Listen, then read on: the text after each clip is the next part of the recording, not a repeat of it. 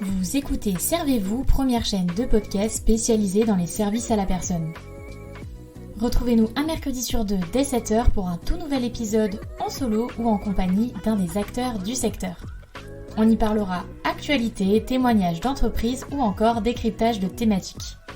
Co-animé par Coralie et Capucine, Servez-vous est propulsé par Aladom, site de mise en relation dans le secteur des services de proximité entre particuliers et professionnels.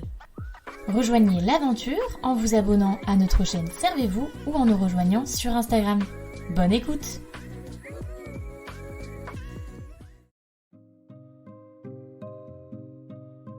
Hello à tous, on se retrouve aujourd'hui dans un nouvel épisode où cette fois je suis en compagnie de Julie. Donc aujourd'hui, Julie elle est là pour représenter We Are Patient. Je vais le dire comme ça, je vais le dire à la française histoire de pas trop écorcher le mot. Alors c'est un média francophone qui donne la parole aux patients, à leurs proches, histoire de vraiment mettre en avant des pathologies ou vraiment tous les sujets qui touchent à la maladie. Donc enchantée Julie, bienvenue sur la chaîne. Bonjour, merci beaucoup de me recevoir. C'est un plaisir d'être avec vous aujourd'hui. Plaisir partagé. Avant qu'on creuse un petit peu et qu'on rentre vraiment dans le vif du sujet, je vais vous laisser vous présenter pour qu'on sache un petit peu qui se cache derrière ce micro. Donc à vous de voir ce que vous avez envie de dire pour qu'on vous connaisse un petit peu plus. Oui, tout à fait. Donc je suis Julie, directrice associée donc de RCA Factory. On est une agence de communication social média santé située à Paris. Et en fait, notre métier, c'est d'accompagner les acteurs de la santé sur les réseaux sociaux. Donc, que ce soit des labos pharmaceutiques, cliniques, hôpitaux privés, des associations de patients et tous les secteurs connexes à la santé. Donc, voilà, on accompagne vraiment tous ces acteurs sur les réseaux sociaux, que ce soit de la communication grand public, donc B2C ou B2B à destination, donc des professionnels de santé ou des personnes du secteur. Aujourd'hui, je suis là dans le cadre de We Are Patients, donc c'est un média que nous avons créé il y a 8 ans. C'est un média multicanal, donc c'est-à-dire qu'on est présent sur les réseaux sociaux et principalement donc sur Facebook, Instagram et TikTok. Et en fait, c'est un média qui donne la parole aux patients, aux aidants, aux personnes en situation de handicap. Et donc, on va à leur rencontre, à votre rencontre au quotidien. Et donc, c'est pour ça que je suis là aujourd'hui et merci encore de m'accueillir. Et voilà, c'est un petit peu plus clair comme ça. Du coup, justement, We Are, effectivement, je peux le dire un petit peu à l'anglaise quand même, We Are Patient. C'est du coup le sujet du jour. Est-ce que vous pouvez revenir un petit peu sur les débuts de tout ça, nous expliquer du coup comment c'est arrivé, comment ça fonctionne aujourd'hui, enfin voilà, la date de création, etc., pour qu'on comprenne un petit peu mieux le but justement de ce média-là et le fonctionnement actuel de tout ça. Alors, en fait, on est parti d'un constat il y a 8 ans, c'est qu'il n'y avait pas de médias qui donnaient la parole aux patients, aux aidants, aux personnes en situation de handicap.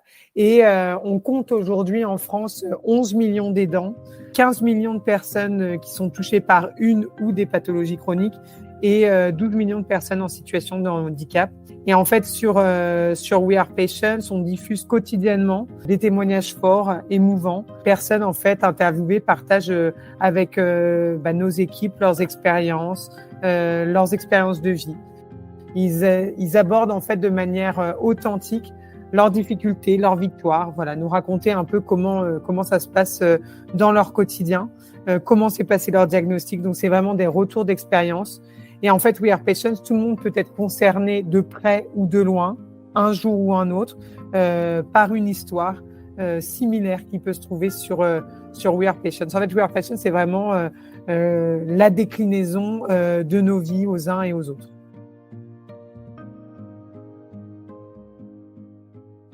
Et pour obtenir justement ces témoignages-là de patients ou d'aidants, vous avez une façon de procéder, ceux qui viennent à vous, ou au contraire, c'est vous vraiment qui allez un petit peu prospecter, on va dire, des potentiels invités, ou je sais pas, vous avez une petite boîte où vous avez plusieurs sujets, vous dites ça on n'en a jamais parlé, ça serait intéressant parce que justement il y a des chiffres qui parlent et qui montrent que c'est des causes dont en fait il faut un petit peu lever le voile et échanger. Comment tout ça se passe?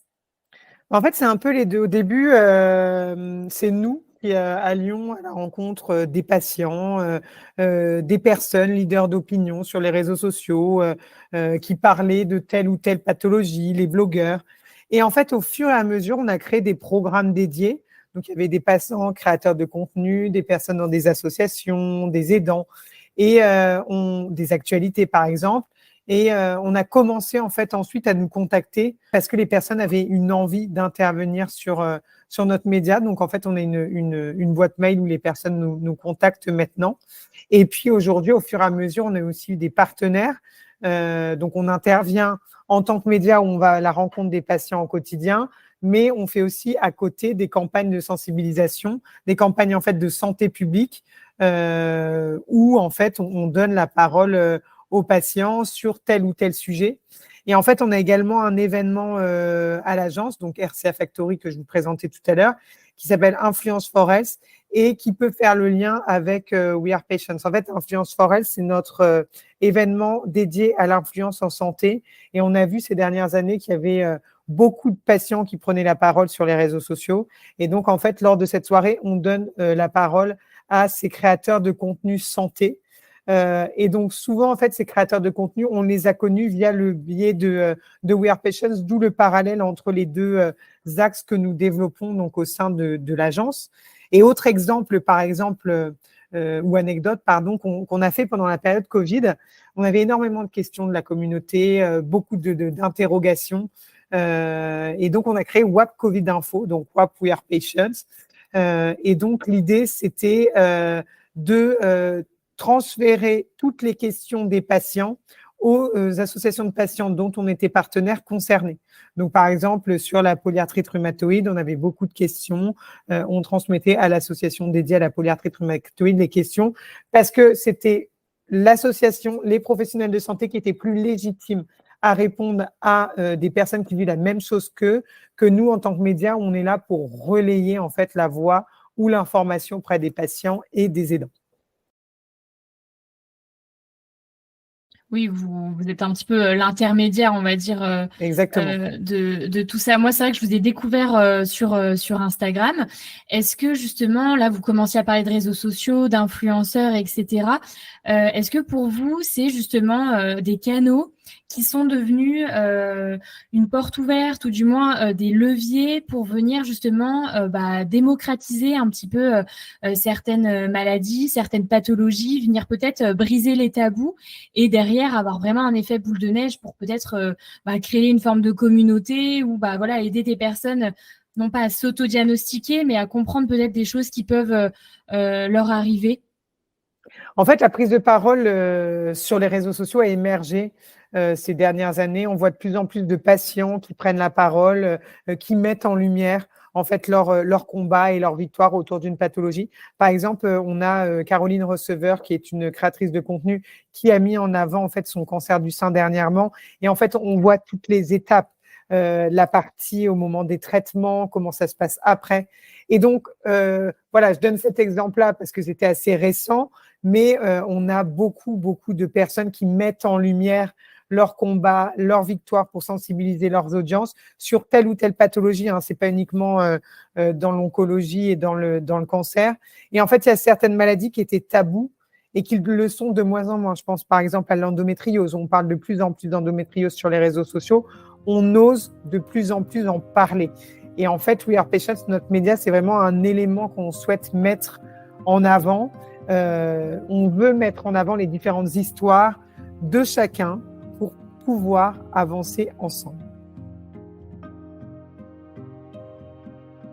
Oui, et puis c'est vrai que si on reprend l'exemple de Caroline Receveur, son but n'était pas aussi de romantiser la maladie et ça montre aussi qu'on est tous sur la même ligne, ça peut tous nous arriver à chaque moment et que voilà, personne n'est protégé, on va dire, face à tout ça. Et c'est vrai que si on reprend cet exemple, c'est vrai que c'est une personne qui est extrêmement connue. Je pense que ça permet quand même de faire un gros travail de sensibilisation auprès du grand public. Et vous, est-ce que justement c'est des choses, est-ce que vous arrivez à avoir des retours d'utilisateurs qui vous permettent de mesurer un petit peu l'impact de ce que vous faites au quotidien? Et est-ce que voilà, vous arrivez à mesurer un petit peu cet impact-là justement via des retours positifs que vous pouvez avoir de personnes qui justement se sont senties aidées ou accompagnées grâce aux témoignages que vous mettiez en avant? En fait, We Are Patient, c'est un média qui donne de l'espoir aux personnes nouvellement diagnostiquées, aux aidants qui arrivent un jour comme ça, sans le savoir, dans une pathologie. Et c'est un média fédérateur qui apporte des conseils et des réponses. Comme je le disais tout à l'heure, tout le monde peut être concerné un jour ou l'autre par telle ou telle pathologie. Et en fait, on voit sur We Are Patients, les histoires personnelles de chacun permettent à la communauté d'échanger, d'avancer, mais aussi d'apprendre, de comprendre, d'accepter et de dépasser la maladie. Et We Are Patients, je parle beaucoup d'onco, mais c'est aussi dans toutes les pathologies, c'est de l'échange entre frères et sœurs de combat, c'est-à-dire frères et sœurs de combat, c'est des personnes qui vont vivre et connaître la même chose, et en fait, on arrive mieux à mettre des mots avec quelqu'un en face qui sait vivre la même chose, et c'est ça, en fait, le média We Are Patients, c'est vraiment de fédérer cette communauté. Aujourd'hui, on a 170 000 personnes qui nous suivent. On est principalement sur Facebook, Instagram et sur TikTok pour sensibiliser aussi les plus jeunes à des sujets de santé. Et vous avez justement régulièrement des retours, parce que 170 000, c'est quand même énorme. On arrive quand même là à une communauté assez intéressante. C'est vrai qu'on a du mal des fois à mesurer l'impact des réseaux sociaux, mais c'est vraiment une puissance qui est assez extraordinaire. Est-ce qu'au quotidien, vous avez vraiment des retours de personnes qui vous remercient finalement, ou vous sentez que vous avez potentiellement mis en relation des personnes? Est-ce que ça, c'est quelque chose que vous arrivez justement à tracer, à mesurer? Sur We Are Patients, en fait, on a plusieurs pages aujourd'hui, parce qu'on a une page globale et ensuite il y a des pages qui sont dédiées à des pathologies. Donc, par exemple, We Are Patients Dermato dédié aux maladies de peau, We Are Patients Respi aux maladies respiratoires. Et en fait, on a un extrêmement bon taux d'engagement, c'est-à-dire qu'on a beaucoup de personnes de la communauté qui commentent, qui apportent son soutien donc aux personnes qui témoignent ou qui échangent entre eux dans les commentaires. Et c'est vrai qu'on a des taux d'engagement qui dépassent les 10-12%, même 16% sur certaines pages. Donc, c'est vraiment quantifié de manière chiffrée. Et aussi, on voit les commentaires donc qualitatifs, où on voit vraiment du soutien entre les patients. C'est vraiment une communauté d'entraide. Ça, c'est aussi un moyen pour vous de vous dire que votre travail, il a un impact fort et qu'entre guillemets, votre mission, elle arrive, elle est réussie en quelque sorte. De voir ce genre de retour-là ou de facteur-là, c'est un moyen pour vous de vous dire, ouais, ok, je sais pourquoi je travaille et ce qu'on fait, ça a du sens pour beaucoup. Ça doit être gratifiant quand même. En fait, c'est vrai que We Are Patients, déjà, on rencontre énormément de personnes au quotidien et on joue à notre échelle un rôle dans la sensibilisation. C'est vrai qu'au quotidien, même à l'agence, on est une agence de communication sociale média santé, on travaille pour connecter les personnes, voilà, pour travailler tous pour une meilleure santé pour tous. Et donc, We Are Patients, notre média, aujourd'hui, il a un vrai rôle de sensibilisation. Par exemple, aujourd'hui, on fait des campagnes de dépistage, que ce soit par exemple des campagnes de dépistage sur le cancer du sein, sur le cancer colorectal. Donc, on parle par exemple de dépistage organisé pour sensibiliser les personnes entre 50 et 74 ans, même si la prévention, la sensibilisation, elle doit se faire toute l'année. Donc, par exemple, pas que pour Mars Bleu et pas que pour Octobre Rose, et elle doit se faire aussi avant 50 ans et après 74 ans. Et pour vous donner un exemple, par exemple, dernièrement, on a interrogé une créatrice de contenu, c'est un duo de créateurs de contenu qui s'appelle Studio Daniel. Ils ont 1,2 million d'abonnés sur Instagram. Et Daniel, qui est la grand-mère préférée des Français avec son doudou, comme elle dit, a évoqué toute cette question de dépistage pour sensibiliser le grand public au dépistage du cancer colorectal. Elle qui a 67 ans, environ 67 ans, qui connaissait pas du tout cette problématique. Et en fait, on a réalisé tout ça en partenariat avec un centre de dépistage. Et l'objectif, on a vraiment envie qu'il y ait davantage de personnes qui n'étaient pas du tout concernées par le dépistage, qui aillent se faire dépister, parce que plus on se fait dépister et moins, en fait, les catastrophes arrivent. Oui, et puis forcément, dès lors que c'est des personnalités, bah voilà, publiques ou avec une grosse communauté, et ben ça aura un impact. C'est comme ça, c'est factuel. Donc forcément, vous savez que le message, il aura plus de portée. Est-ce que vous avez une anecdote ou vous, voilà, une histoire personnelle qui vous a particulièrement touché, ou encore une maladie que vous avez découvert en travaillant justement pour ce média? Est-ce que vous, à votre échelle, vous avez l'impression aussi d'apprendre un petit peu au quotidien sur tout ça? Et est-ce que des fois ça vous arrive d'être touché à titre voilà, plus personnel? C'est vrai qu'en travaillant, alors c'est pas forcément que We Are Patients, mais à l'agence, on en apprend au quotidien sur les différentes pathologies. Donc aujourd'hui, moi, Julie, j'ai une expérience un peu plus approfondie sur certains sujets santé que je n'avais il y a quelques années. Mais bon, ça va être tout les collaborateurs au sein de l'agence sur tel ou tel sujet. Après, en termes d'anecdotes, il y a plusieurs personnes qu'on a rencontrées. Que j'ai rencontré dans le cadre de ma carrière au sein de We Are Patients. Par exemple, il y a Séverine qui a créé le Salon des caféiteuses, qui est un salon qui est mis en place chaque année à Lyon et qui rassemble des sœurs de combat. Donc, il y a une trentaine de patientes qui ont fait quelque chose de leur cancer et donc ils se retrouvent, donc ils parlent de leur association, de leur salon, de leur marque de vêtements, de leur, par exemple, de leur marathon, elles ont toutes fait quelque chose de leur cancer, donc il y a vraiment la résilience qui est derrière tout ça. Et on voit cette effervescence quand elles sont toutes ensemble. Et nous, We Are Patients, on est partenaire de salon et ça a été vraiment chaque année très enrichissant de participer à tout ça.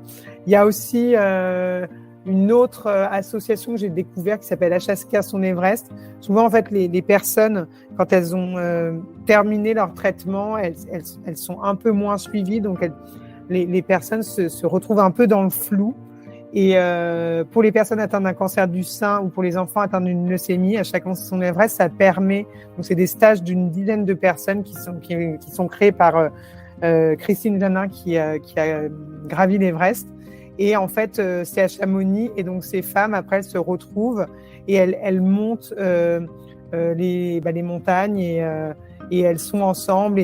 Et donc, en fait, quand ensuite elles reviennent d'À chacun son Everest ou du Salon des caféiteuses, on voit vraiment ce sourire au visage, on voit que ça les a aidées. Donc, c'est toujours intéressant de capter cette attention et qui permettent aussi à d'autres patients d'y aller.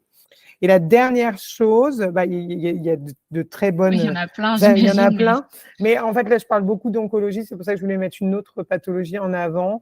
J'ai rencontré Anne-Alexandrine, double A. Et en fait, Anne-Alexandrine, elle a une sclérose en plaques et elle est humoriste. Et donc, aujourd'hui, elle dédramatise la sclérose en plaques sur scène. Et donc, on a fait plusieurs choses sur We Are Patients avec Anne-Alexandrine. Et donc, c'était un super profil à rencontrer. Mais comme beaucoup d'autres, hein, vraiment, tout le monde a des histoires extrêmement enrichissantes. Et donc, c'est un plaisir au quotidien de travailler pour We Are Patients, notre média à l'agence.